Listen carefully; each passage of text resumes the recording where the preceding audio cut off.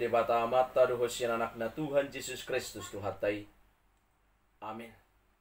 Shalom horas manugut badihita damang dainang. Dongan nahina holongan jalan api nasupasun itu hatta Yesus Kristus. Firman Tuhan bagi kita pada pagi hari yang indah ini tertulis dalam kitab Yohanes pasal 14 ayat yang ketiga. Demikian kebenaran firman. Dan apabila aku telah pergi ke situ dan telah menyediakan tempat bagimu, aku akan datang kembali dan membawa kamu ke tempatku, supaya di tempat di mana aku berada, kamu pun berada. Demikian firman Tuhan. Saudaraku yang kekasih dan yang diberkati oleh Tuhan kita Yesus Kristus. Baru saja kita merayakan sukacita kita melalui perayaan pesta peringatan hari kenaikan Tuhan Yesus Kristus ke surga. Dalam kesempatan ini kami menyampaikan selamat merayakan sukacita peringatan hari kenaikan Tuhan Yesus. Saudara yang kekasih, seperti yang sudah menjadi kebiasaan bagi para pemudik untuk membawa saudara atau temannya dari kampung untuk ikut ke kota. Impian untuk mendapatkan kesempatan hidup yang lebih baik biasanya membuat mereka tertarik untuk mengadu nasib ke kota besar. Kenyataan menurut banyak pemerintah di kota-kota besar, lonjakan pendatang pasca mudik sering menimbulkan permasalahan. Di beberapa kota menurut data statistik, biasanya ada 100.000 pendatang setiap tahunnya pasca mudik yang mencoba mencari peruntungan di kota besar. Efek urbanisasi ini pun dianggap akan membebani pemerintah karena impian mereka nantinya tidak akan sesuai dengan kenyataan ketika di kota besar. Sampai ada pemeo yang berbunyi, kejamnya ibu tiri tak sekejam ibu kota. Ini menggambarkan ganasnya tingkat persaingan untuk bertahan hidup di ibu kota maupun di kota-kota besar lainnya. Contohnya, di Jakarta sendiri pernah merencanakan akan merazia pendatang baru pada hari H+7 ketika sudah ada libur lebaran atau mudik. Bagi saya ini merupakan sebuah ironi yang dilematis. Betapa ironi saudara sebangsa setanah air yang punya status kewarganegaraan yang sama dilarang untuk masuk kota yang notabene adalah bagian dari negaranya sendiri. Ironisnya, betapa banyak penduduk dalam sebuah negara, terlebih negara kita yang sudah merdeka 77 tahun, ternyata tetap tidak merdeka untuk masuk ke wilayah yang merupakan bagian dari negaranya sendiri. Namun di sisi lain, saya juga memahami kesulitan yang akan menimpa para pemimpin daerah akibat para pendatang baru tanpa pekerjaan ini. Puluhan hingga ratusan orang dengan kondisi sulit memasuki daerah yang menjadi tanggung jawab mereka tentu bukan masalah sepele untuk diatasi.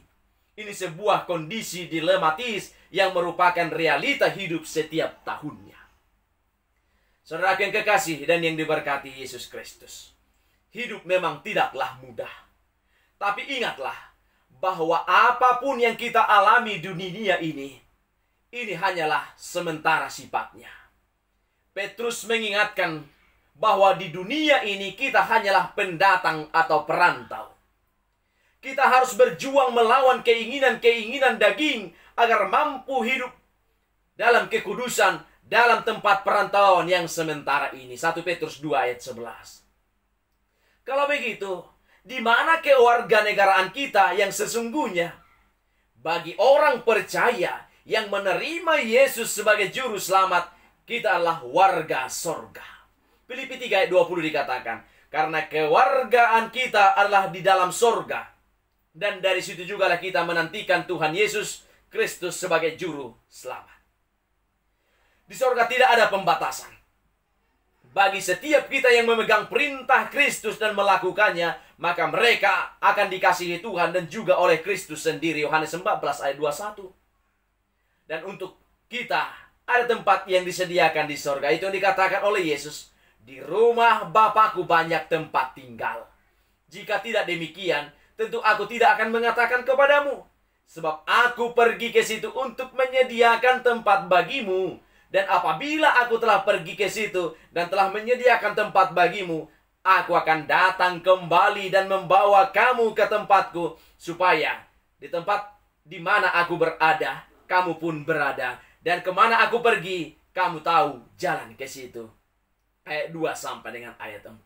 Saudara yang kekasih, lihatlah apa yang dikatakan Yesus, bahwa di rumah Bapa ada banyak tempat tinggal yang sudah disediakan bagi orang percaya. Sebuah tempat indah di mana tidak ada lagi air mata, sebuah tempat penuh damai sukacita, sebuah tempat nyata di mana Yesus kini berada.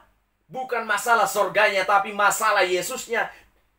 Bukan sorganya yang paling utama, tapi Yesus sendiri, karena Yesus berada bersama-sama dengan kita. Dikatakan dalam Ibrani 8 ayat 1.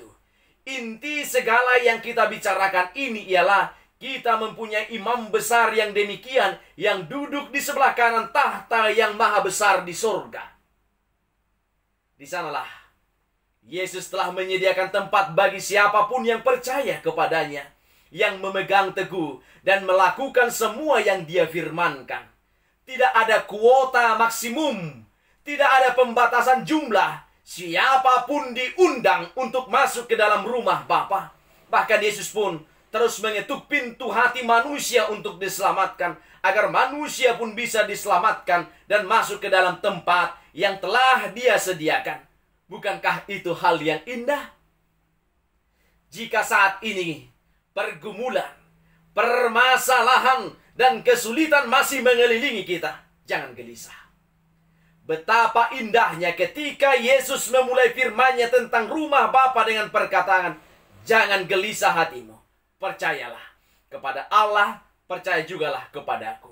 Yohanes 14 ayat 1. Di dalam tempat perantauan kita ini di dunia, telah dijanjikan penyertaan Tuhan. Dan ada tempat sebenarnya bagi kita yang telah disediakan Kristus sendiri. Sorga, rumah Bapa, adalah sebuah tempat yang nyata.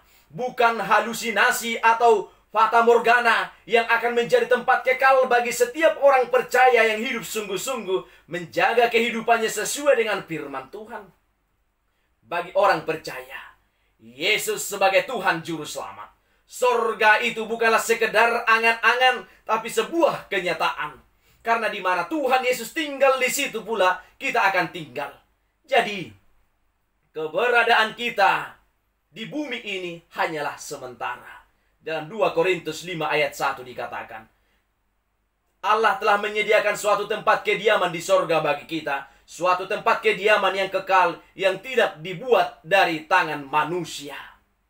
Jika kemah tempat kediaman kita di dunia, di bumi ini dibongkar, Allah telah menyediakan tempat kediaman kita di sorga. Suatu tempat kediaman yang kekal, yang tidak dibuat oleh tangan manusia. Naik ke sorga, berarti Tuhan Yesus tidak lagi ada di tengah-tengah umatnya secara jasmani. Namun Dia berkata dalam Yohanes 16 ayat 7, adalah lebih berguna bagi kamu jika aku pergi. Sebab jikalau aku tidak pergi, penghibur itu tidak akan datang kepadamu. Tapi jikalau aku pergi, aku akan mengutus Dia kepadamu. Mari kita terus bertekun agar tempat yang Dia sediakan itu juga tersedia bagi kita. Mari kita terus bertekun agar tempat yang sudah disediakan oleh Yesus itu juga tersedia bagi saya, tersedia bagi Bapak Ibu, tersedia bagi kita semua. Di rumah Bapa ada banyak tempat tinggal. Cukup bagi semua manusia yang bertobat dan menerima Yesus sebagai juru selamat. Pengharapan di dalam Tuhan Yesus tak pernah mengecewakan, karena ada jaminan dan pengharapan yang pasti. Amin. Kita bersama berdoa di dalam doa Bapa kami. Bapa kami yang di sorga, dikuduskanlah namamu. Datanglah kerajaan-Mu, jadilah kehendak-Mu di bumi seperti di sorga. Berikanlah kami pada hari ini makanan kami yang secukupnya. Dan ampunilah kesalahan kami, seperti kami juga telah mengampuni orang yang bersalah kepada kami. Dan janganlah membawa kami ke dalam pencobaan, tetapi lepaskanlah kami daripada yang jahat. Karena Engkau yang punya kerajaan, dan kuasa, dan kemuliaan sampai selama-lamanya. Amin. Anugerah dari Tuhan Yesus Kristus, kasih dari Allah Bapa, dan persekutuan dengan Roh Kudus, itulah yang menyertai kamu.